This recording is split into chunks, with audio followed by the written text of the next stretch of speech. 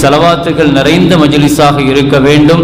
பெருமானார் ஸல்லல்லாஹு அலைஹி வஸல்லம் அவர்களின் பெயர்கள் கேட்கப்படுகிற பொழுதெல்லாம், செவியேற்கப்படுகிற பொழுதெல்லாம் நிச்சயமாக ஸலவாத்திற்கு நாம் பஞ்சம் வைத்துவிடக்கூடாது என்பதை உங்களிடத்தில் துவக்கமாக தாழ்மையான கோரிக்கையாக நான் வைத்து என் உரையை துவக்கம் செய்கிறேன். கண்ணியமிக்க முஃமினீன்களே, மிக கவனத்துடன் கேட்கப்பட வேண்டிய, காலத்திற்கேற்ற தேவையான ஒரு தலைப்பு எனக்கு தரப்பட்டிருக்கிறது. விஞ்ஞானம் வியக்கும் நபிகள் நாயகம் ஸல்லல்லாஹு அலைஹி வஸல்லம் அவர்களின் அற்புதங்கள், ரசூலுல்லாஹி ஸல்லல்லாஹு அலைஹி வஸல்லம் அவர்களுடைய முஅஜிசாத்துகள்.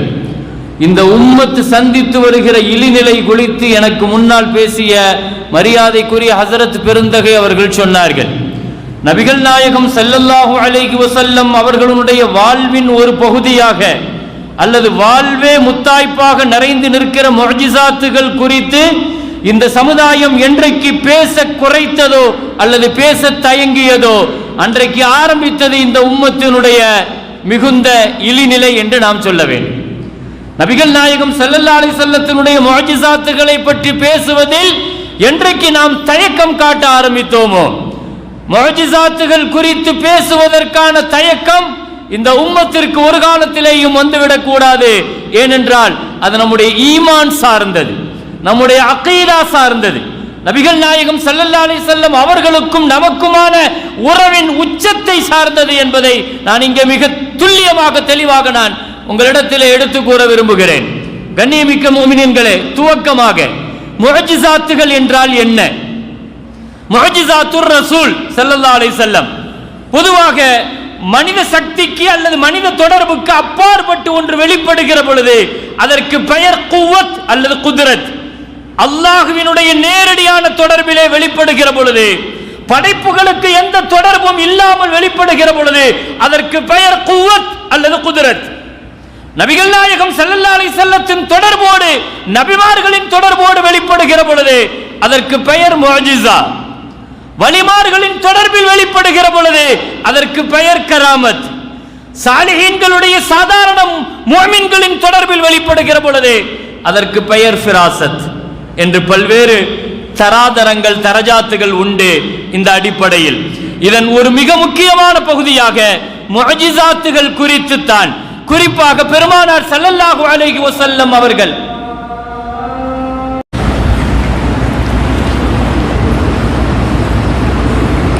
கண்ணியத்திற்குரிய பெருமக்களே, முஅஜிசாத்துனா என்னங்கிறத முதல்ல நான் விளக்கிக் கொள்கிறேன். முஅஜிசாத்தினுடைய தஅரீஃப், டெஃபினிஷன் இதுதான். ஹாரிகுல் ஆதா, வளமைக்கு மாற்றமானது, சாதாரண மனித சக்திக்கு அப்பாற்பட்டது, எதிர்ப்பு களத்தில் பதிவு செய்யப்படுவது, நபிமார்களிடத்திலிருந்து வெளிப்படுவது, அல்லாஹுவின் பொருத்தத்தோடு வெளியாகுவது. முஅஜிசாத்துகளுக்கான முதல் வரை விளக்கணம் இதுதான். இதை பூர நீங்க இந்த அளவுகோலை வைத்துக்கொண்டு நபிகள் நாயகம் ஸல்லல்லாஹு அலைஹி வஸல்லத்தினுடைய வாழ்க்கைக்குள் பயணிக்கிற பொழுது ஸல்லல்லாஹு அலைஹி வஸல்லத்தினுடைய வாழ்க்கையில முஅஜிசாத்துகள்ங்கிறது எப்படிப்பட்ட நிலைப்பாட்டை கொண்டதுங்கிறத நாம் கவனிக்க தவறக்கூடாது. கவனத்தில் வச்சுக்கங்க. முதல்ல ஹாரிகுல் ஆதத், வளமையாக எது செய்ய முடியுமோ அதை தகர்த்தெறியும் முஅஜிசாத். இரண்டாவது விஷயம், மனித சக்தியால் இது சாத்தியமே இல்லை என்கின்ற அளவுக்கு உள்ளது, மனித சக்திக்கு அப்பாற்பட்டது. மக்ரூனும் பித்தஹத்தி, முஅஜிசாத் என்பது எதிர்ப்பு களத்தில் பதிவு செய்யப்படுவது. ஒரே ஒரு விஷயம் இந்த இடத்துல நான் தெளிவுபடுத்திக் கொள்றேன். முஅஜிசாத்துகளை முஸ்லிம்கள்ட்ட, மோமின்கள்ட்ட நிரூபிக்க வேண்டிய அவசியம் கிடையாது. சுன்னத் வல் ஜமாஅத்தினுடைய அகீதா தான். நம்ம ஸல்லல்லாஹு அலைஹி வஸல்லத்தினுடைய முஅஜிசாத்துகளை சபையில பதிவு செய்யும் போது இது எப்படி சாத்தியம் என்று நம்ம தஸ்பீஹ் செய்து ஒப்பிட்டு சொல்ல வேண்டிய அவசியம் கிடையாது. முஅஜிசாத்னா நம்பணும். முஸ்லிம்னா காஃபிரின் களத்தில் மாத்திரம் தான் பதிவு செய்யப்படும். அப்படி ஒரு வேளை எவனாவது முஅஜிசாத்திற்கு ஆதாரம் கேட்டால் அவன் யாருங்கிறத நம்ம முடிவு செய்துக்க வேண்டியதுதான். முஅஜிசாத்துகள் என்பது அது மக்ரூனும் பித்தஹத்தி, அதனாலதான் முஸ்லிம்களுக்கு மத்தியில இஸ்பாத் பண்ண வேண்டிய, அதை தரிபடுத்தி ஆதாரத்தை கொண்டு நிரூபிக்க வேண்டிய அவசியம் கிடையாது. ஆக முஅஜிசாத்துகள் என்பது அல்லாஹ்வின் பொருத்தத்தோடு வருவது, அல்லாஹ் விரும்பி வருவது. சில நேரங்களில் சூனியங்கள் மந்திரங்களின் மூலமாக சில அற்புதங்கள் வெளிப்படும் என்று இருக்குமானால் அது இந்த நியதியிலிருந்து வெளிப்படும், அது இதிலிருந்து வேறுபட்டு விடும். அது நபிமார்களின் மூலமாக வெளிப்படுவது முஅஜிசாத். இந்த அளவுகோலை வைத்து நீங்க நபிகள் நாயகம் ஸல்லல்லாஹு அலைஹி வஸல்லத்தினுடைய வாழ்க்கைக்குள் பயணிக்கிற பொழுது நான் விரிவாக ஒரு பெரிய சாம்ராஜ்யத்திற்குள், ஒரு பிரம்மாண்டமான சமுத்திரத்திற்குள் முஅஜிசாத் என்ற பிரமிப்புக்குள் நுழைவதற்கு முன்னால் ஆயிஷா ரலியல்லாஹு அன்ஹாட்ட இப்படி ஒரு வார்த்தை ஒரு சஹாபி கேட்டுட்டாங்க. ஸல்லல்லாஹு அலைஹி வஸல்லத்தினுடைய வாழ்க்கையில நீங்க பார்த்த முஅஜிசா எதுன்னு கேட்டுட்டாங்க. கேள்வியை வெளிப்படையில பார்த்தா சாதாரணமா தெரியலாம், ஆனா அதுக்கு ஆயிஷா ரலியல்லாஹு அன்ஹா சொன்ன பதில் என்ன? நபிகள் நாயகம் ஸல்லல்லாஹு அலைஹி வஸல்லத்தினுடைய வாழ்க்கையில எதுதான் ஆச்சரியம் இல்லை, எதுதான் முஅஜிசா இல்லை என்று சொன்னார்கள். அப்படியானால் ஸல்லல்லாஹு அலைஹி வஸல்லத்தை பொறுத்தவரையில் முஅஜிசா என்பது அவர்களே முஅஜிசா தான், அவர்கள் வாழ்வு முழுவதும் முஅஜிசா தான். அவர்கள் வாழ்க்கையில் பார்ப்பது, பேசுவது, படிப்பது, உணர்வது, நபியின் தொடர்பை பெறுவது அத்துணையும் முஅஜிசா தான் ஸல்லல்லாஹு அலைஹி வஸல்லத்தை பொறுத்த வரைக்கும். இதை குறிப்பிட்டு சொல்ல முடியாது என்று சொல்கிறேன். இதை இப்படி விளக்கினால் உங்களுக்கு விளங்கும் என்று நினைக்கிறேன். ஈமானோடு ஒருவர் வந்தார், நபிகள் நாயகம் ஸல்லல்லாஹு அலைஹி வஸல்லத்தை பார்த்தார். ஸல்லல்லாஹு அலைஹி வஸல்லம் கூட பார்க்கல, ஸல்லல்லாஹு அலைஹி வஸல்லம் தூங்கிட்டு இருந்தாங்கன்னு வைங்க. நபிகள் நாயகம் ஸல்லல்லாஹு அலைஹி வஸல்லத்தை இவர் பார்த்தார், ஈமானோடு வந்தார், பார்த்தார், சென்றார். இவருக்கு பெயர் சஹாபி, இவருக்கு பெயர் சஹாபி. ஸல்லல்லாஹு அலைஹி வஸல்லத்தை இவர் பார்த்தார், இவர் சஹாபி. நபி ஸல்லல்லாஹு அலைஹி வஸல்லம் இவரை பார்த்தார்கள், இவர் சக்கீனத்து பெறுவார். ரசூலுல்லாஹுவை நாம பார்த்த சஹாபி ஆகுவோம், நபி நம்மை பார்த்தால் சக்கீனத் ஆகுவோம். இதுதான் குர்ஆன் சொல்லுது. வஸல்லி அலைஹிம் இன்ன ஸலாத்தக ஸகனுல் லஹும். நபியே அவர்களை கொஞ்சம் திரும்பி பாருங்கள், அல்லாஹ் சொல்லுவான், நீங்கள் திரும்பி பாருங்கள். இன்ன ஸலாத்தக ஸகனுல் லஹும், நீங்கள் பார்த்தாலே போதும் அவர்களுடைய வாழ்க்கை அமைதியாகிவிடும். உலகத்தில் இதை விட பெரிய முஅஜிசா ஒண்ணுமே கிடையாதுங்க.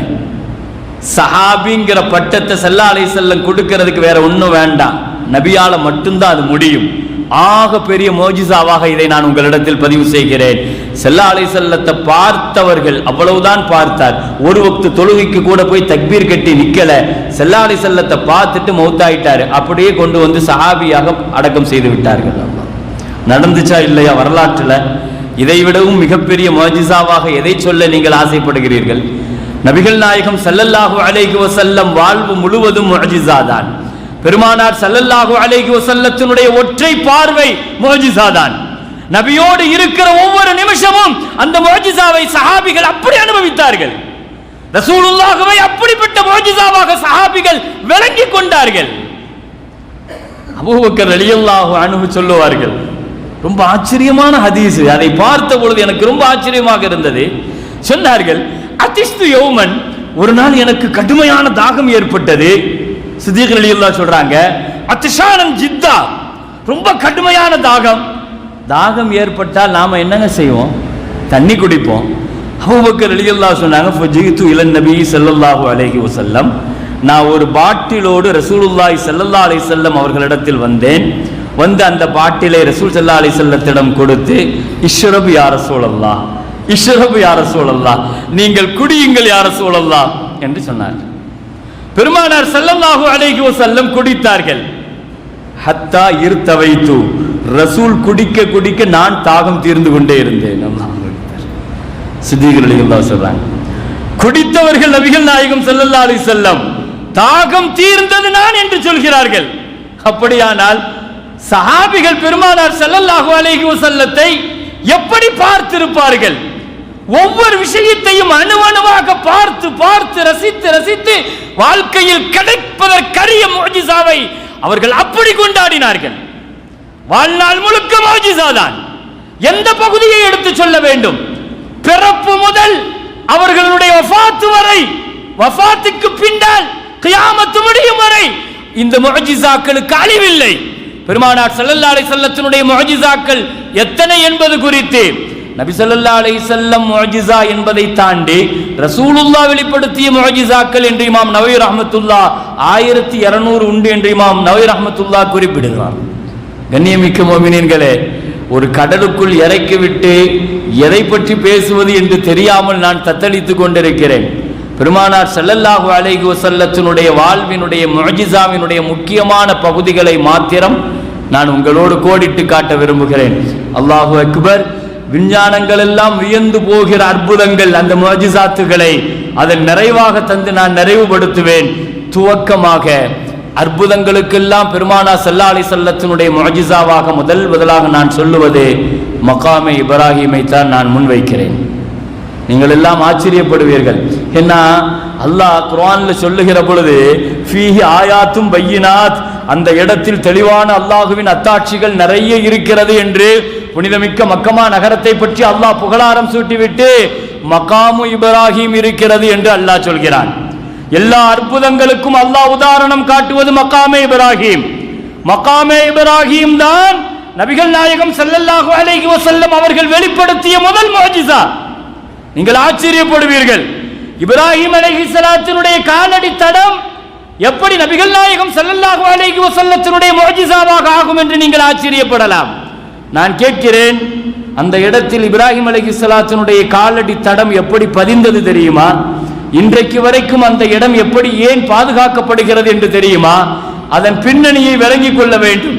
ஆண்டுதோறும் லட்சக்கணக்கான ஹாஜிகள், கோடிக்கணக்கான உம்ரா செய்யக்கூடிய அத்துணை பேர்களும், தாயிஃபீன்களும், அங்கே சுற்றி கொண்டிருக்கிற ஆஷிகீன்களும் ஆரிஃபீன்களும் சுற்றி கொண்டிருக்கிற அந்த மகாமே இப்ராஹீம், உலகத்தினுடைய நிறைவான ஒரு ஹலீஃபாவை, உலகத்தினுடைய இந்த உம்மத்தினுடைய நிறைவான ஒரு தலைவர் மஹ்தி அலைஹிஸ்ஸலாத்தை அடையாளம் கண்டுகொள்வது மகாமே இப்ராஹீமுக்கு பக்கத்தில் வைத்து சிரியாவில் இருந்து வந்த 40 அபுதாலுகள் ஹாஜிகள் அந்த மகாமே இப்ராஹீமுக்கு பக்கத்தில் வைத்து அவர்களை அடையாளம் கண்டுபிடித்து அந்த இடத்தில் பையத் செய்து அவர்களை தலைமையேற்க அழைத்து வருவார்கள் என்று வரலாறு சொல்கிறது. என்று சொன்னால் வரலாற்றினுடைய முக்கியமான பகுதிகளில் எல்லாம் மகாமே இப்ராஹீம் என்று இருக்கும். நான் கேட்கிறேன், இப்ராஹிம் அலைஹிஸ்ஸலாத்தினுடைய காலடி தடம் மட்டும் ஏன் அல்லாஹ் அங்கே பதிவு செய்தான்? இதை இன்றைக்காவது நாம் யோசித்திருக்கிறோமா? காபாவை கட்டினார்கள் என்பதற்காகவா? காபாவை கட்டியது இப்ராஹிம் அலைஹிஸ்ஸலாம் மட்டும் இல்லையே. வைத் யர்ஃபஉ இப்ராஹீமுல் கவாயித மினல் பைத்தி வ இஸ்மாயில், இஸ்மாயில் அலைஹிஸ்ஸலாம் சேர்ந்து தானே கட்டினார்கள். அப்படியானால் இஸ்மாயில் அலைஹிஸ்ஸலாத்தினுடைய காலடி தடம் எங்கே? இப்ராஹிம் அலைஹிஸ்ஸலாத்தினுடைய காலடி தடத்தை மட்டும் அல்லாஹ் ஏன் அங்கே பதித்தான் தெரியுமா? அது எப்பொழுது பதிவு செய்யப்பட்டது தெரியுமா? காபாவை கட்டி முடித்த இப்ராஹிம் அலைஹிஸ்ஸலாம், அல்லாஹு அக்பர், அந்த பூமியை, அந்த இடத்தை, அந்த மதாஃபை தொட்ட நிறைய நபிமார்கள் உண்டு. உலகத்தில் ஹஜ் செய்யாத ஒரு நபி கூட கிடையாது. எல்லா நபியினுடைய காலடி பட்ட அந்த இடத்தில் ஒரு நபியின் காலடி தடம் மாத்திரம் ஏன் கியாமத்து வரைக்கும் பாதுகாக்கப்படுகிறது? எத்தனை வஹாபிச கவர்மெண்ட் வந்தாலும் நாங்கள் விரிவுபடுத்துவதற்காக நாங்கள் இடிக்கிறோம், உடைக்கிறோம், விசாலப்படுத்துகிறோம் என்று சொல்லி எத்தனையோ அடையாள சின்னங்களை அழித்து விட்டார்கள். விரிவுபடுத்துகிறேன் என்ற பெயரிலே கடந்து வந்த 1400 ஆண்டுகள், அதையும் தாண்டி இப்ராஹிம் அலைஹிஸ்ஸலாத்தினுடைய பாரம்பரியம் வரை வெளிப்பட்ட எத்தனையோ அடையாள சின்னங்கள் இன்றைக்கு இல்லை. ஆனால் மகாமே இப்ராஹீமை அவர்களால் தொட முடியவில்லை. இனி எத்தனை பேர்கள் வந்தாலும் சரி. ஹஜ்ருல் அஸ்வதை கூட கொள்ளையடித்து போன வரலாறுகள் உண்டு. 20 வருஷம் காபத்துல்லாவில் ஹஜ்ருல் அஸ்வத் இல்லாத காபாவை நீங்கள் வரலாற்றில் கேள்விப்பட்டிருக்கிறீர்களா? 20 வருஷம் காபத்துல்லாஹ் ஹஜ்ருல் அஸ்வத் கிடையாது.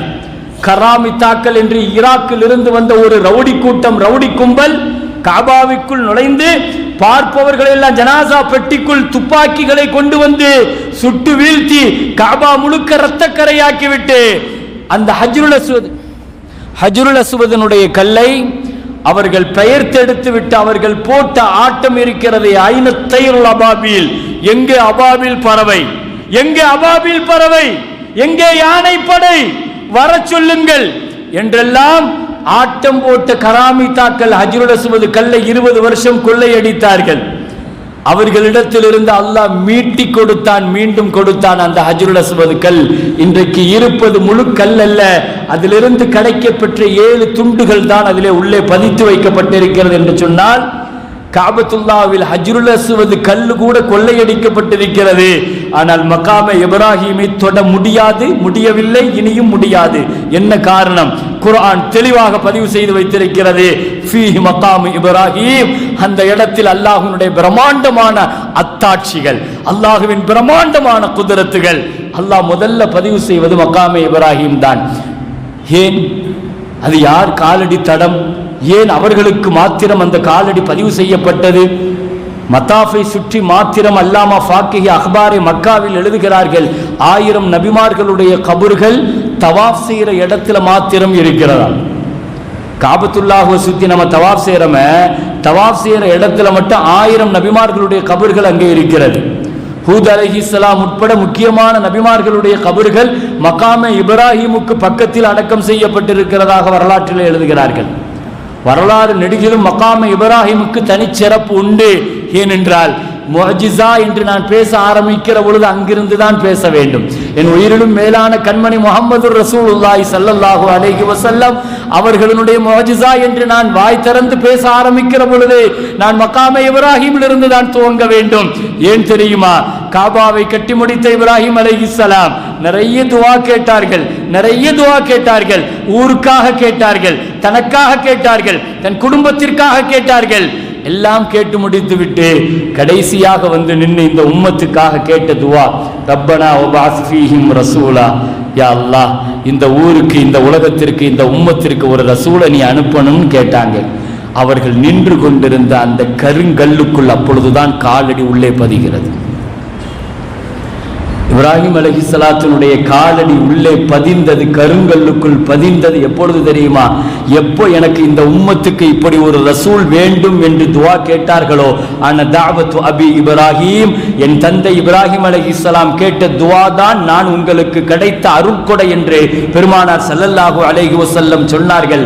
அந்த அருட்கொடைக்காக வெளிப்பட்ட அந்த துஆ, அதுதான் பெருமானார் ஸல்லல்லாஹு அலைஹி வஸல்லத்தினுடைய முதல் முஅஜிஸா. அந்த துஆ வெளிப்படுகிற பொழுது அந்த மகாமே இப்ராஹிம் காலடி உள்ளே பதிகிறது. தங்க கூண்டிற்குள் இன்றைக்கும் பாதுகாக்கப்பட்டிருக்கிற அந்த காலடி தடம் எங்கள் இப்ராஹிம் அலைஹிஸ்ஸலாத்தினுடைய காலடி தடம் தான். ஆனால் அந்த தடம் பதிய காரணமான முஅஜிஸாவினுடைய மிகச்சிறந்த நாயகர் எங்கள் பெருமானார் ஸல்லல்லாஹு அலைஹி வஸல்லம். அந்த துஆ வெளிப்படுகிற நேரம், அல்லாஹு அக்பர். நான் சொன்னது போல எந்த மோஜிசாவை எடுப்பது, எதை விடுவது என்று தெரியவில்லை. அந்த துஆ வெளிப்படுகிற காலம் வந்தது. பெருமானார் ஸல்லல்லாஹு அலைஹி வஸல்லம் அவதரிக்கிற காலம், பிரசவம் பார்க்கிற உம்மு ஷிஃபா ரலியல்லாஹு அன்ஹா, அந்த குழந்தை, அந்த பேரற்புதம், அந்த முஅஜிஸா, அல்லாஹ் எனக்கு பெரிய பாக்கியத்தை கொடுத்தான். அந்த முஅஜிஸாவை உலகத்தில் கையேந்து பெற்று முதல்ல நான் தான் கொடுத்தேன் என்று சொன்னார்கள். உலகத்திற்கு அந்த குழந்தையை முதலாக என் கரத்தில் தான் வந்தது. நான் தான் ஆமினா அம்மாவுக்கு பிரசவம் பார்த்தேன். அந்த குழந்தை என் கைக்குள் வந்து விழுந்த பொழுது என் காதார நான் கேட்டேன், ரஹிமக்கில்லா, அல்லாஹ் உனக்கு ரஹ்மத் செய்வான் என்று எனக்கு துஆ செய்தது அந்த குழந்தை. நான் பார்த்த மிகப்பெரிய அற்புதம். பிரசவம் பார்த்த தாய்க்கு கூட கடனை மிச்ச வைக்கவில்லை எங்கள் பெருமானார் ஸல்லல்லாஹு அலைஹி வஸல்லம். தனக்கு பிரசவம் பார்த்த பெண்ணுக்கு கூட பெருமானார் ஸல்லல்லாஹு அலைஹி வஸல்லம் கடனை மிச்ச வைக்கவில்லை. அந்த உபகாரத்திற்கு பதில் உபகாரம். ரஹிமக்கில்லா, அல்லாஹ் வாழ்க்கையை ரஹ்மத் செய்வான், அல்லாஹ் வாழ்க்கையை பரக்கத் செய்வான், அல்லாஹ் வாழ்க்கையை உயர்த்துவான் என்று பெருமானார் ஸல்லல்லாஹு அலைஹி வஸல்லம் கேட்ட துஆவோ என்னவோ தெரியவில்லை. அல்லாஹ் அந்த பரக்கத்தை, அந்த முஅஜிஸாவை, ரசூலுனுடைய முஅஜிஸாவை வாழ்நாள் முழுக்க நான் அனுபவித்தேன். என்ன அனுபவித்தேன் தெரியுமா? அல்லாஹ் அந்த பரக்கத்தாக, அந்த ரஹ்மத்தாக அல்லாஹ் எனக்கு கொடுத்தது அப்துர் ரஹ்மான் இப்னு அவுஃப் ரலியல்லாஹு அன்ஹு என்று வரலாற்றில் நீங்கள் கேள்விப்பட்டிருப்பீர்களே, அது ஏன் புள்ளத்தாங்கிறாங்க. உம்மு ஷிஃபா ரலியல்லாஹு அன்ஹா சஹாபிகளிலேயே பெரிய கோடீஸ்வரர், சஹாபாக்களிலேயே பெரிய கோடீஸ்வரர். அவர்கள் செய்யாத வியாபாரம் இல்லை, அவர்கள் தொடாத தொழில் இல்லை. மண்ணை கூட பொன்னாக்குவார்கள். அவர்கள் மரணித்த பொழுது வீட்டை இடிக்கிற பொழுது தங்க கட்டிகளாக இருந்தது, பதுக்கி வைக்கப்பட்ட தங்கங்கள் அல்ல. இங்கே வாங்குவதற்கான வசதி குறைந்தவர்கள் இல்லை என்பதை ஸல்லல்லாஹு அலைஹி வஸல்லம் கண்மூடுகிற பொழுதே மதீனாவை தன்னிறைவாக ஆக்கிவிட்டார்கள். உலகத்தில் 10 வருஷம் ஆட்சியை கையில் எடுத்த நான் அதற்குள் பயணித்தால் இன்னும் தலைப்பு நீண்டு விடுமோ என்று அஞ்சுகிறேன். ஆட்சி அதிகாரம் என்று உள்ளே நுழைகிற பொழுது அதுல வெளிப்பட்ட அற்புதங்கள் என்றே நான் தனியாக பேச வேண்டும். ஒரு 10 வருஷம் மதீனாவினுடைய ஆட்சியை கையில் எடுத்து 10 வருஷம் முடிகிற பொழுது இப்படி ஒரு அறிவிப்பு செய்தார்கள். மன் தரக்க மாலன் ஃபலி வரசதிஹி ஒமன் தரக்க தைனன் ஃபஅலைய. உலகத்துல இப்படி ஒரு அரசியல்வாதையை நீங்க காட்டுங்க, இப்படி ஒரு தலைவரை காட்டுங்க, இப்படி ஒரு ஆட்சியாளரை காட்டுங்க. நான் கோடிக்கணக்கான உதாரணங்கள்ல ஒன்னே ஒன்று மட்டும்தான் சொல்றேன். ஸல்லல்லாஹு அலைஹி வஸல்லம் மௌத்தா போகிற பொழுது அறிவித்த பொது அறிவிப்பு, நீங்க யாராவது சொத்து சுகத்தை விட்டுட்டு போனீங்கன்னா உங்க வாரிசுக்கு கொடுத்துட்டு போங்க, கடனை விட்டுட்டு போனீங்கன்னா கவலைப்படாதீங்க, என் அரசு அடைக்கும். நாங்க ஸல்லல்லாஹு அலைஹி வஸல்லம் நான் இருக்கிறேன், என் அரசு இருக்குது, உங்களை கடனாளியா மூத்தாக விடமாட்டேன், என் அரசு உங்கள் கடனை அடைக்கும் என்று பெருமானார் ஸல்லல்லாஹு அலைஹி வஸல்லம் சொன்னார்கள் என்றால் உலகத்தில் அல்லாஹு அக்பர் அப்துர் ரஹ்மான் இப்னு அவுஃப் ரலியல்லாஹு அன்ஹு சொல்லுவார்கள், உலகத்தில் பெரிய வியாபாரியாக நான் வாழ்ந்தேன். ஆனா அப்துர் ரஹ்மான் அவுஃப் ரலியல்லாஹுடைய வியாபாரத்தினுடைய முக்கியமான ஷர்த் என்ன தெரியுமா? ரூல். ரொம்ப ஆச்சரியப்படுவீங்க, இப்படியெல்லாம் இருந்து எப்படி இவ்வளவு பெரிய வியாபாரத்தை செஞ்சாருன்னு நம்ம ஆச்சரியப்படுவோம். அப்துர் ரஹ்மான் இப்னு அவுஃப் ரலியல்லாஹு சொல்லுவாங்க, என் வியாபாரத்தினுடைய சூட்சுமமே ரகசியமே 4 தான். முதல் விஷயம், நான் கடனுக்கு எந்த பொருளையும் வாங்க மாட்டேன், கடனுக்கு எந்த பொருளையும் கொடுக்க மாட்டேன். இன்னைக்கு இதை வியாபாரிகள்கிட்ட எந்த வியாபாரிகிட்டையாவது இதை சொன்னா அவரு ரொம்ப இப்படியெல்லாம் வியாபாரம் செய்ய முடியுமான்னு கேட்பாங்க இல்லையா? அப்துர் ரஹ்மான் இப்னு அவுஃப் ரலியல்லாஹு சொல்றாங்க, நான் கடனுக்கு எதையும் வாங்குவதில்லை, கடனுக்கு எதையும் கொடுப்பதில்லை, பொருளை பதுக்கி வைப்பதில்லை, குறை இருந்தால் தெளிவுபடுத்தாமல் விற்பதில்லை. இந்த 4ம் என் வியாபாரத்தினுடைய முதல் ஷர்த் என்று சொல்கிறார்கள். இப்படி இருந்தும் நான் மண்ணை அள்ளினாலும் பொன்னாக்குவேன் என் வாழ்நாள். காரணம், பெருமானார் ஸல்லல்லாஹு அலைஹி வஸல்லத்தினுடைய முஅஜிஸாத்தை முதலாக என் தாய் தான் அனுபவித்தார்கள். என் தாய் தான் முதல்ல அந்த முஅஜிஸாத்தை முதலில் பெற்றார்கள். அந்த அற்புதத்தை இந்த உம்மத்திற்கு வாங்கி தந்தவர்கள். அதை பெற்று அப்படியே சுவைபியா பக்கத்தில் இருந்த அபூலஹபனுடைய அடிமை பெண்ணிடத்தில் கொடுத்து, பிள்ளையை நீ கொஞ்சம் கையில் வச்சுட்டு தான் சொன்ன உடனே அந்த முஅஜிஸாவை 2வதாக பெற்று கையில் வாங்கிய சுவைபியா அபூலஹபனுடைய கடுங்கோலன், கொடுமைக்காரன், கல்லஞ்சக்காரன், அவனுடைய அடிமை. அந்த சுவைபியா பிள்ளையை முத்தமிட்டு விட்டு அந்த தாயிடத்திலே கொடுத்து விட்டு செய்தியை சொல்வதற்கு தன் எஜமானன் அபூலஹபிடம் போய் சொன்னால், உங்களுடைய சகோதரருக்கு அழகான ஆண் குழந்தை பிறந்திருக்கிறது என்று சொன்னவுடன் அந்த கல் நெஞ்சக்காரனுடைய கல்பும் கூட கரைந்து போனது. கை நீட்டி சொன்னான், இந்த நிமிஷத்தில் நீ அடிமை அல்ல, உரிமை என்று சொன்னான். சுவைபியா ரலியல்லாஹு அன்ஹா சொல்லுவார்கள், அந்த முஅஜிஸாவை பெற்ற பொழுது என் அடிமை விலங்குகள் உடைந்து விட்டது என்று சொன்னார்கள். அந்த முஅஜிஸாவை நான் தொட்ட பொழுது என் அடிமை விலங்கு உடைந்து விட்டது. நான் தொடர்ந்து அப்படியே பேச வேண்டும் என்று சொன்னார். ஹலீமத்து ஸஅதியா ரலியல்லாஹு அன்ஹா என்று அப்படியே வாழ்க்கையினுடைய தொடராக அது சென்று கொண்டே இருக்கும். இங்கே வரலாற்று நிகழ்வுகளை நான் பதிவிடுவதை விட பெருமானார் ஸல்லல்லாஹு அலைஹி வஸல்லம் வாழ்வினுடைய அற்புதங்களை கோடிட்டு காட்டுவது மாத்திரம்தான் என் தலைப்பின் நோக்கம். இனியும் அற்புதங்களினுடைய மணிமகுடமாக இருக்கக்கூடிய மிஅராஜையும் நான் இந்த தலைப்பிற்குள் கடந்து செல்ல வேண்டும் என்ற காரணத்தினால் இனி அடுத்த கட்டமாக சஹாபிகளுக்குள் வந்தால், அல்லாஹு அக்பர், ஒவ்வொரு சஹாபிகளும் பெருமானார் ஸல்லல்லாஹு அலைஹி வஸல்லம் அவர்களை எத்துணை பெரிய அற்புதமாக, விஞ்ஞானங்கள் வியக்கிற மிகப்பெரிய அற்புதமாக சஹாபிகள் பெருமானார் ஸல்லல்லாஹு அலைஹி வஸல்லத்தை கொண்டாடினார்கள் என்று நான் சொல்லி நீங்கள் தெரிய வேண்டிய அவசியம் இல்லை என்கின்ற அளவுக்கு ஒரு நிறைவான, நிரப்பமான, அற்புதங்கள் நிறைந்த ஒரு வாழ்வை பெருமானார் ஸல்லல்லாஹு அலைஹி வஸல்லம் அபூதருல் கிஃபாரி ரலியல்லாஹு அன்ஹு சொல்லுவார்கள். அபூதருல் கிஃபாரி ரலியல்லாஹு அன்ஹு சொல்லுவார்கள், எங்கள் ரசூலுல்லாஹி ஸல்லல்லாஹு அலைஹி வஸல்லம் அவர்களை பற்றி நீங்கள் என்ன நினைக்கிறீர்கள்? அவர்களை பற்றி உங்கள் அபிப்பிராயம் என்ன? தரக்கனா ரசூலுல்லாஹி ஸல்லல்லாஹு அலைஹி வஸல்லம் வமா தாயிரும் யதீரு பிஜனாஹிஹி யுகல்லிபு ஜனாஹிஹி ஃபில் ஹவா இல்லா வயذكرنا منه இல்மா. அல்லாஹு அக்பர். நாம நினைச்சுக்கிட்டோம் ஸல்லல்லாஹு அலைஹி வஸல்லம் ஏதோ பழமையான செய்திகளை சஹாபிகளுக்கு சொல்லி கொடுத்தாங்கன்னு நினைச்சிருக்கிறோம். அபூதருல் கிஃபார் ரலியல்லாஹு என்ன சொன்னாங்க தெரியுமா? எங்க ரசூலுல்லாஹி ஸல்லல்லாஹு அலைஹி வஸல்லம் எங்களுக்கு சொல்லி தந்த இல்மு எவ்வளவு உச்சகட்டமானதுன்னு நான் சொல்லட்டுமா? வானத்தில் பறக்கிற ஒரு பறவை தன் ரெக்கையை கொண்டு எப்படி அடிக்கிறதோ அந்த சயின்ஸையும் எங்களுக்கு சொல்லி தந்துட்டு போயிருக்கிறாங்கன்னு நாங்கள் சொல்றாங்க. பறவை என்பது விமானத்தினுடைய முன்னோடி. 19ஆம் நூற்றாண்டினுடைய மிகச்சிறந்த ஜாம்பவான்கள் கடல் துறையை கையில் வைத்திருந்தவர்கள். 20ஆம் நூற்றாண்டினுடைய ஜாம்பவான்கள் விண்வெளியை கையில் வைத்திருந்தவர்கள். பெருமானார் ஸல்லல்லாஹு அலைஹி வஸல்லம் மில்லினியம் உலகத்தினுடைய இல்மை எங்களுக்கு சாதாரணமாக சொல்லி தந்து விட்டு சென்று விட்டார்கள்.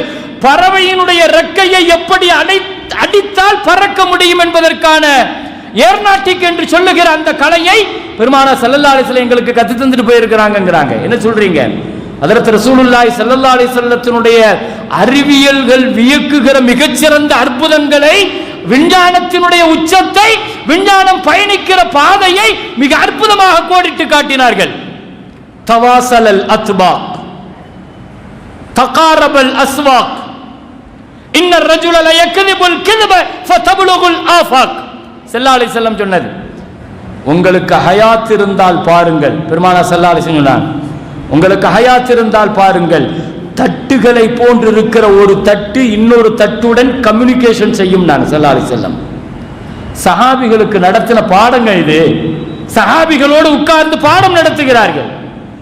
அறிவியல் ஒரு நாள் வானவியல் நடக்கும், ஒரு நாள் புவியியல் நடக்கும், ஒரு நாள் ஜுவாலஜி நடக்கும். சஹாபிகளை பற்றி என்ன நினைத்தீர்கள்? பெருமானார் ஸல்லல்லாஹு அலைஹி வஸல்லம் நடத்திய பாடம் என்பது அத்துணை விஞ்ஞானத்துக்கு உச்சம். அது ஒரு நாள் ஸல்லல்லாஹு அலைஹி வஸல்லம் உட்கார்ந்து வானத்துக்கும் பூமிக்கும் உள்ள தூரம் என்னன்னு கேட்டாங்க. 2 வானத்துக்கு உள்ள தூரம் என்னன்னு கேட்டாங்க. 7 வானத்துக்கு பின்னால என்ன இருக்குன்னு கேட்டாங்க. இது எல்லாமே கேட்டுட்டு எல்லாத்துக்கும் பதிலும் ஸல்லல்லாஹு அலைஹி வஸல்லம் சொல்லி கொடுத்தாங்க. ஒவ்வொரு வானத்துக்கு இடையில தூரம் என்ன, பூமிக்கு வானத்துக்கு தூரம் என்ன, பூமிக்கு கீழே என்ன இருக்குது, இப்படியே சொல்லிக்கிட்டு வரும்போது ஸல்லல்லாஹு அலைஹி வஸல்லம் ஒரு சஹாபி எழுந்திருச்சார். யா ரசூலல்லாஹ், வானத்தினுடைய கோள்கள் அது சுற்றி கொண்டு சுழன்று கொண்டிருக்கிறது, அது அதனுடைய கோள்கள் அதனுடைய வட்டப்பாதையில் இருந்து கொஞ்சம் விலகினால் என்ன நடக்கும் கேட்டார் சஹாபி. சஹாபிகளுக்கு எப்படி தெரிந்தது? அன்றைய பாடம் ஒக்குல்லுன் ஃபீ ஃபலக்கின் யஸ்பஹூன். அன்றைய பாடம் ஒக்குல்லுன் ஃபீ ஃபலக்கின் யஸ்பஹூன். ஒவ்வொன்றும் அதனுடைய கோள்களில் வட்டப்பாதையில் சுற்றி சுழன்று நீண்டு கொண்டிருக்கிறது. அந்த குல்லுன் ஃபீ ஃபலக்குங்கிற வார்த்தை இருக்குது பாருங்க. அல்லாஹு அக்பர். அல்லாஹ் வார்த்தையிலேயே அல்லாஹ் அதை காட்டுவான். குல்லுன் ஃபீ ஃபலக் இருக்குது பாருங்க. ஒவ்வொன்றும் அதனுடைய வட்டப்பாதையில தன்னைத்தானே சுத்திக்கிட்டு அது சூரியனையும் சுத்துது. இது அல்லாஹ் சொல்லும் போது பயன்படுத்துற வார்த்தை குல்லுன் ஃபீ ஃபலக்னு சொல்லுவான் யாசீன்ல. இந்த குல்லுன் ஃபீ ஃபலக் நீங்க அப்படியே ரிவர்ஸ்ல போடுங்க, குல்லுன் ஃபீ ஃபலக் தான் வரும். இந்த குல்லுன் ஃபீ ஃபலக்க நீங்க பின்னால இருந்து ரிவர்ஸ்ல வாசிச்சாலும் குல்லுன் ஃபீ ஃபலக் தான் வரும். என்ன அர்த்தம்னா அது அப்படியே தன்னைத்தானே சுற்றி ஒரு சுற்றி சுழண்டுட்டு சூரியனை சுத்துதுங்கிறத அல்லாஹ் வார்த்தையே சுத்தி விடுவான். அல்லாஹ் அந்த வார்த்தையே சுத்த விடுவான். ஸல்லல்லாஹு அலைஹி வஸல்லம் அந்த பாடம் நடத்தி கொண்டு இருக்கிற பொழுது ஒரு சஹாபி எழுந்திருச்சு கேட்டார்கள், யா ரசூலல்லாஹ், அதனுடைய வட்டப்பாதையில் இருந்து லேசாக விலகினால் என்ன நடக்கும்னு கேட்டாங்க. ஸல்லல்லாஹு அலைஹி வஸல்லம் சொன்னார்கள் அழகான பதில், அல்லாஹ் தஆலா அங்கே ஒரு மிருகத்தை சாட்டியிருக்கிறான், அது அப்படியே அதை பிடித்து கவ்விக்கொள்ளும், அதனுடைய பிடிக்குள் அது மாட்டிக்கொள்ளும். நாங்கள் ஸல்லல்லாஹு அலைஹி வஸல்லம் இது அந்த சஹாபிகளுக்கு அன்றைக்கு எப்படி விளக்க முடியுமோ அப்படி விளக்கி சொன்னார்கள். இதே வார்த்தையை 19ஆம் 21ஆம் நூற்றாண்டில் வாழ்ந்து கொண்டிருக்கிற நம்மவர்கள் நம்முடைய அறிவியல் விசாலப்படுகிற பொழுது அந்த ஹதீஸை எடுத்து ஆய்வு செய்கிற பொழுது அறிஞர் பெருமக்கள் திகைத்து போகிறார்கள். வானத்தில் இருக்கிற பிளாக் ஹோல் என்று நாம் சொல்லுகிற கருங்குழி, அந்த கருங்குழி நட்சத்திரங்கள் எரியப்படுகிறது, கோள்கள் தவறுகிற பொழுது அதை பிடிக்குள் மாட்டிக்கொள்கிறது என்றெல்லாம் அந்த பிளாக் ஹோல் குறித்து சஹாபிகளுக்கு பெருமானார் ஸல்லல்லாஹு அலைஹி வஸல்லம் பாடம் நடத்தியிருக்கிறார். அப்படி பாடம் நடத்துகிற ஒரு பாடத்தில் தான் தவாசலல் அத்பாக்னு சொன்னாங்க. தட்டுகள் ஒரு தட்டு இன்னொரு தட்டுடன் கம்யூனிகேஷன் தொடர்பு செய்யும், அப்படி ஒரு காலம் வரும். நாங்க அது என்ன தட்டு? நமக்கு தெரிஞ்ச டிஷ்ஷுகள் குறித்தும் சாட்டிலைட்டுகள் குறித்தும் ஒரு டிஷ்ஷில் இருந்து இன்னொரு டிஷ்ஷுக்கும் சாட்டிலைட்டுக்கும் நடைபெறுகிற இந்த தொடர்பை பெருமானார் ஸல்லல்லாஹு அலைஹி வஸல்லம் சஹாபிகளுக்கு பாடம் நடத்தியிருக்கிறார்கள். தகாரபல் அஸ்வாக், கடை தெருவுக்கள் ஒரே இடத்தில் ஒன்று சேரும் என்று சொன்னார்கள். இதையெல்லாம் சொல்லிவிட்டு சோசியல் மீடியாவுக்கு வந்தார்கள் பெருமானார் ஸல்லல்லாஹு அலைஹி வஸல்லம். இன்னர் ரஜுல லயக்திபுல் கிذபா, ஒரு காலம் வரும் ஒரு மனிதன் ஒரு பொய்யை லேசாக தட்டி விடுவான், அடுத்த செகண்ட்ல ஃபதபுலுகுல் ஆஃபாக், உலகம் முழுக்க அது பரவிடும். நான் ஸல்லல்லாஹு அலைஹி வஸல்லம் இங்க இருந்துட்டு ஒரு பொய்ய ஒரு மெசேஜ அவன் தட்டி விடுவான், உலகம் முழுக்க அது அடுத்த செகண்ட்ல போய் அப்படியே ஃபார்வர்ட் ஆயிடும். நாங்க ஸல்லல்லாஹு அலைஹி வஸல்லம் நமக்கு தெரிஞ்ச சோசியல் மீடியாவினுடைய அறிவையும் சஹாபிகளுக்கு பெருமானார் ஸல்லல்லாஹு அலைஹி வஸல்லம் பாடம் நடத்தியிருக்கிறார்கள். இனியும் நான் கொஞ்சம் நெருங்கி பேசுவதானால், ஒரு சஹாபி பெருமானார் ஸல்லல்லாஹு அலைஹி வஸல்லத்திடம் வந்தார்கள். வந்து சொன்னார்கள், யா ரசூலல்லாஹ், எனக்கு ஒரு குழந்தை பிறந்திருக்கிறது, எனக்கு ஒரு குழந்தை பிறந்திருக்குது. அல்ஹம்துலில்லாஹ் பாரக்கல்லாஹ், ரொம்ப சந்தோஷம், ரொம்ப சந்தோஷம். இதுல வருத்தப்படுறதுக்கு ஒண்ணும் இல்லையா, வருத்தத்தோடு வந்திருக்கிறீங்களான்னு கேட்டாங்க. இல்ல, குழந்தை ரொம்ப கருப்பா இருக்குது அப்படின்னார் அவர். கருப்பா இருக்குது, சரி, அதுல என்ன நீங்க கேள்வி கேட்கிறீங்க? இல்ல, நானும் என் மனைவியும் நல்ல கலராக இருப்போம், எங்களுக்கு பிறந்த குழந்தை கருப்பாக இருக்கிறது. தன் மனைவியின் மீது சந்தேகத்தை வெளிப்படுத்தினார்.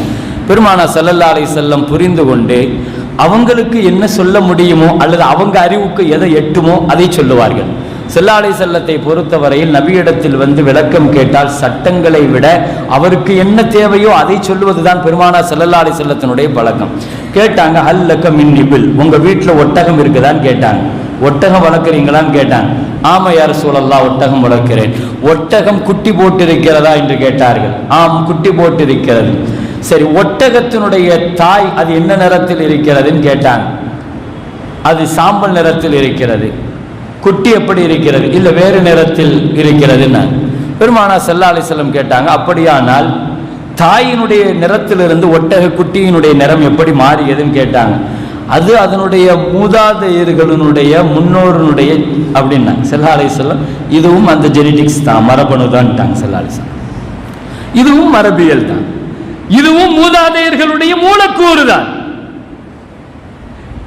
21ஆம் நூற்றாண்டினுடைய அறிவியலுக்கு சவாலாக இருக்கிற மரபியல் குறித்தும் மரபணு குறித்தும் பெருமானார் ஸல்லல்லாஹு அலைஹி வஸல்லம் 15 நூற்றாண்டுகளுக்கு முன்னால் சஹாபிகளுக்கு போகிற போக்கில் சர்வதாதாரம் சொல்லிட்டு போயிருக்கிறாங்க. மரபணு மரபியல் என்பது ஜெனடிக்ஸ் குறித்து பெருமானார் ஸல்லல்லாஹு அலைஹி வஸல்லம் பேசிய துறைகளினுடைய உச்சம் அது. நான் சொல்லுவது மேலோட்டமான பகுதிகளை மாத்திரம்தான்.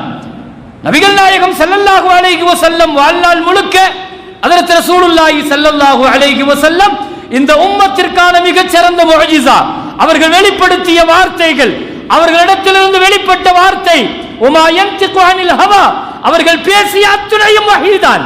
உலகத்தில் முஅஜிஸாக்களில் ஆகப்பெரிய முஅஜிஸா, பேசின வார்த்தை எல்லாம் வஹி. அப்துல்லாஹ் இப்னு ஸலாம் ரலியல்லாஹு அன்ஹு சஹாபி இருப்பாங்க. அவங்களுக்கு என்ன வேலைன்னா, ஸல்லல்லாஹு அலைஹி வஸல்லம் நாவுல இருந்து எந்த வார்த்தை வந்தாலும் உடனே எழுதி வச்சிருவாங்க. அல்லாஹு அக்பர். ஸல்லல்லாஹு அலைஹி வஸல்லத்தினுடைய ஹதீஸ பதிவு செய்யறதுக்கு மாத்திரம் 5 லட்சம் பேர் இருக்கிறாங்க. ஸல்லல்லாஹு அலைஹி வஸல்லத்தினுடைய வெறும் ஹதீஸ் வார்த்தையை மாத்திரம் பதிவு செய்யறதுக்கு 5 லட்சம் ராவிகள் இருக்கிறாங்க. அதுல 71,000 பெண் ராவிகள் இருக்கிறாங்க. 71,000 பேர் பெண் ராவியாக்கள் இருக்கிறாங்க. உலகத்தில் இவ்வளவு பெரிய ஆளுமை யாருக்கும் கிடையாது. வரலாறு முழுக்க வாழ்நாள் முழுக்க ஒரு செய்தியை சொல்லிட்டு இல்ல நான் தப்பா சொல்லிட்டேன் அப்படி பின்வாங்கினது கிடையாது பெருமானார் ஸல்லல்லாஹு அலைஹி வஸல்லம். இதுவரைக்கும் ஒரு வார்த்தையை கூட பின்வாங்கினது கிடையாது. முஅஜிஸாக்களினுடைய உச்சமாக இதை நாம் பார்க்க வேண்டும்.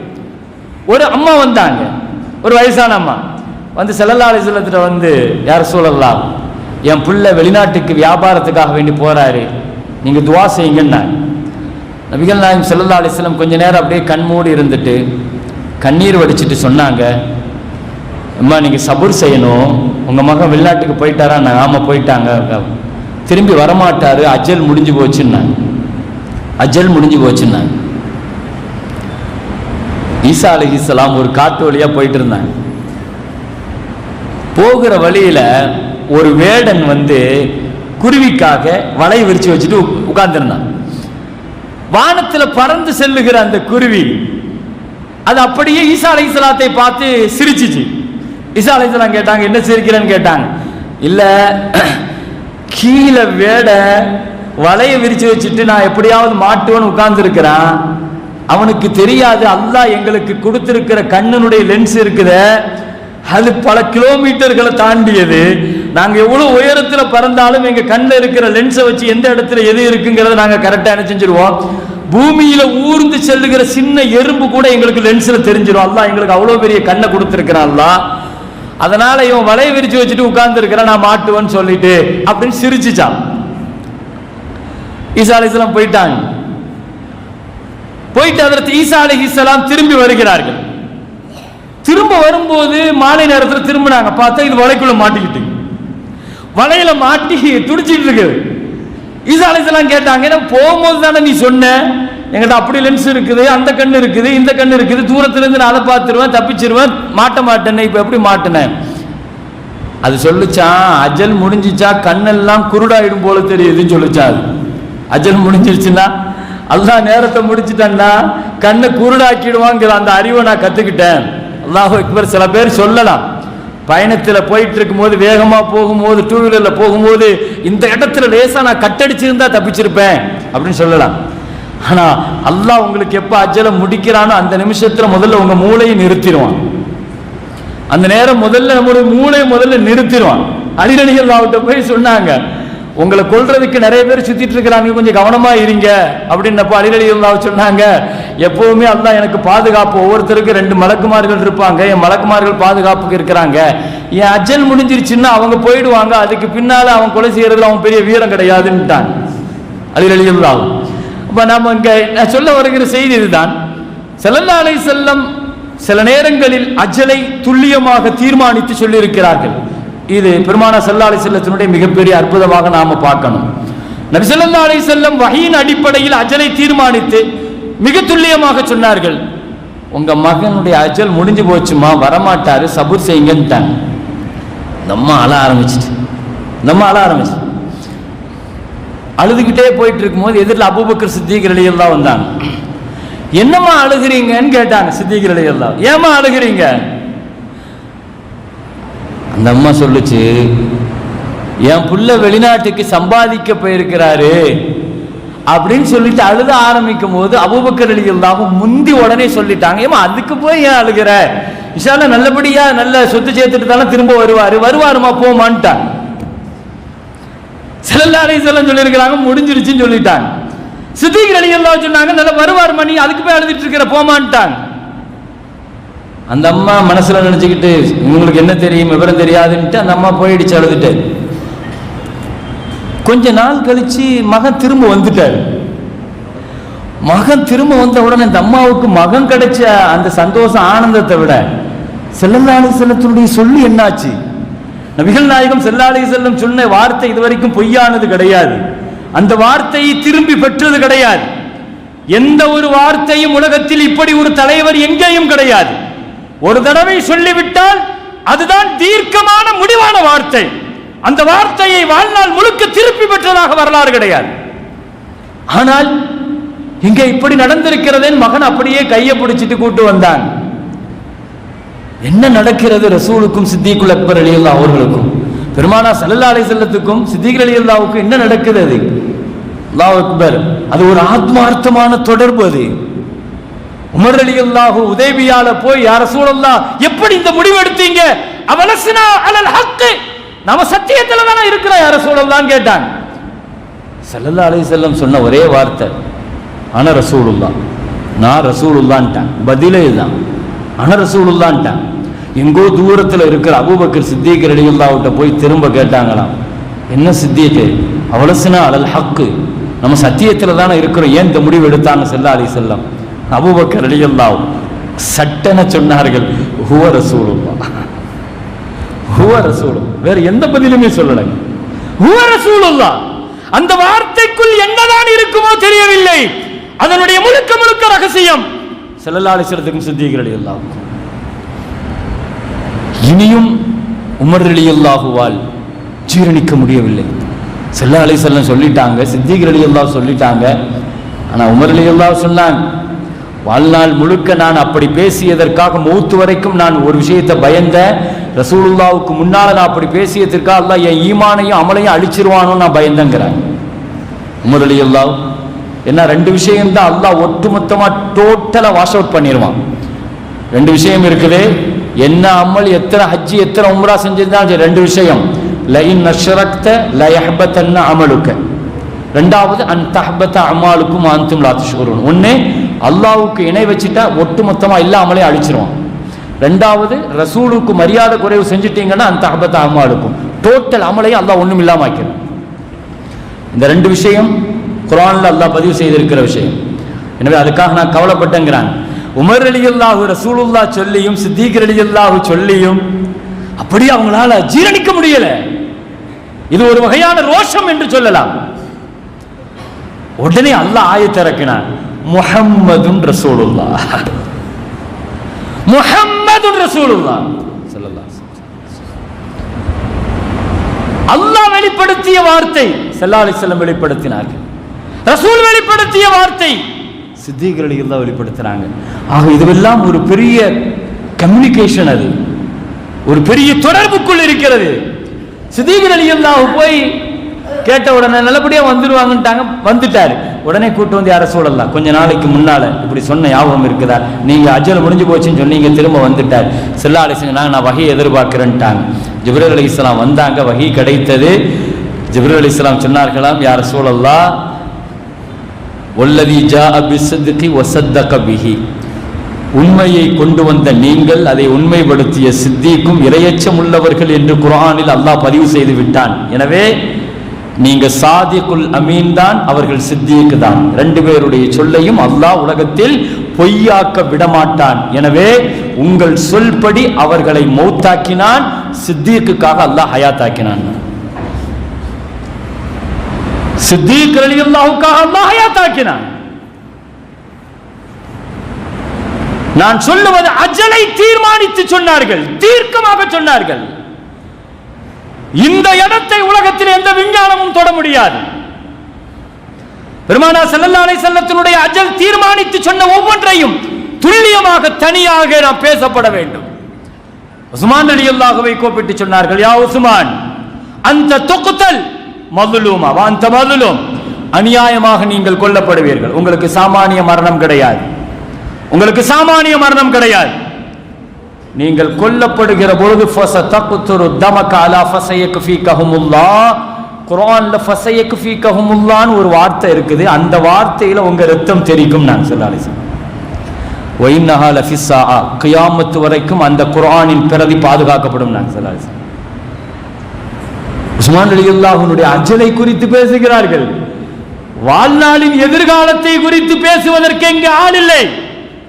வாழ்வின் முடிவு குறித்து பேசுகிறார்கள். உஸ்மான் சாமானிய மரணம் அல்ல, புரட்சிக்காரர்களால் கொல்லப்படுவீர்கள், நீங்கள் குர்ஆன் ஓதிக் கொண்டிருக்கும் போது கொல்லப்படுவீர்கள். அது எந்த வார்த்தையில் தெரிக்கும்? அந்த குர்ஆன் இன்னைக்கு வரைக்கும் ரஷ்யாவினுடைய தாஷ்கண்ட் மியூசியத்தில் பாதுகாக்கப்படுகிறது. அது கியாமத் வரைக்கும் அந்த இரத்த பிரதி பாதுகாக்கப்படும். சொல்லிட்டு ஸல்லல்லாஹு அலைஹி வஸல்லம் சொன்னாங்க, அல்லாஹ் உங்களுக்கு ஒரு ஹிலாஃபத்துங்கிற ஒரு ஆடையை தந்திருப்பான், ஆட்சியை. தயவு செய்து எந்த சூழ்நிலை வந்தாலும் நீங்களா அதை கலட்டிராதீங்க, உயிரை வேணாலும் கலட்டி கொடுத்துருங்க, அதை கலட்டிராதீங்க. ஏன்னா உங்க உயிர் போயிட்டா உங்களோடு முடிஞ்சு போகும், நீங்க ஆட்சியில இருந்து இறங்கிட்டா உம்மத்து துண்டாயிடும் நாங்க ஸல்லல்லாஹு அலைஹி வஸல்லம்.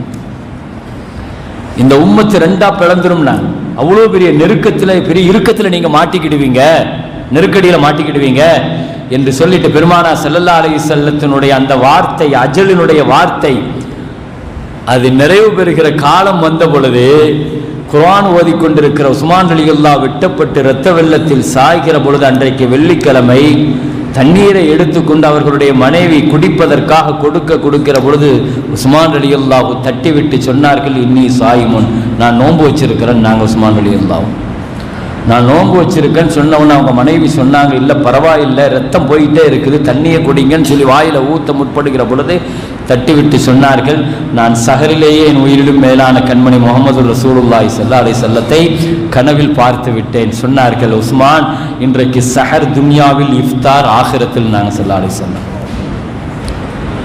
நான் நோன்பாளியாக மரணிக்க வேண்டும். அல்லாஹு அக்பர். பெருமானார் ஸல்லல்லாஹு அலைஹி வஸல்லம் ஹயாத்தை சொன்னார்கள், அஜலையும் சொன்னார்கள். அஜல் முடிந்ததற்கு பின்னால் வஃபாத்திலேயும் பெருமானார் ஸல்லல்லாஹு அலைஹி வஸல்லம் சஹாபிகளோடு எவ்வளவு ஆத்மார்த்தமான தொடர்பிலே இருக்கிறார்கள் கண்ணியமிக்க முஃமினீன்களே. எனவே அஜலை தீர்மானித்து சொன்னார்கள் என்ற கோணத்தில் பார்த்தால் அன்னலாரின் அற்புதங்கள் ஆக பெரியது. எனவே கண்ணியமிக்க முஃமினீன்களே, பெருமானார் ஸல்லல்லாஹு அலைஹி வஸல்லம் நான் வார்த்தை வாழ்வின் உச்சத்தில் உச்சகட்டமாக ரசூலுடைய முஅஜிஸாக்களுடைய நிறைவாக நான் சொல்ல வேண்டுமானால் பெருமானார் ஸல்லல்லாஹு அலைஹி வஸல்லம் வாழ்விலே நடந்த மிகச்சிறந்த